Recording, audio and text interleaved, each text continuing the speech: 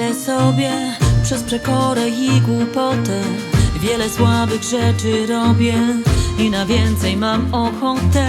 I być może przez to właśnie, choć pewności nie mam wcale, światło moje prędko gaśnie, choć się cała w środku palę. Wołam z czeluści, kto mnie wypuści, kto się tu na mnie, gdy jestem na nie. Tylko Zbawiciel może mnie zbawić i całkowicie los mój poprawić.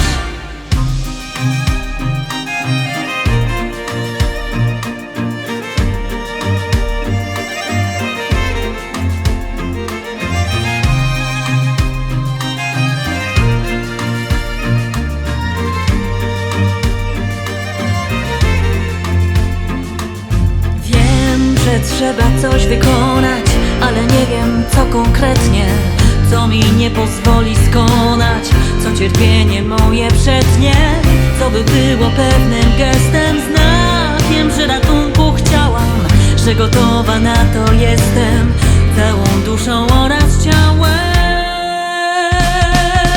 Wołam z czeluści, kto mnie wypuści, kto się tu na mnie, tylko Zbawiciel może mnie zbawić i całkowicie los mój poprawić. Wołam z czeluści, kto mnie wypuści, kto się tu na mnie, gdy jest na nie. Tylko Zbawiciel może mnie zbawić i całkowicie los mój poprawić. Wiem, że spodziewam się po nim wiele, nie bez powodu jest Zbawicielem, choć go nie wiąże ze mną przysięga. Nie musi sięgać, a jednak sięga.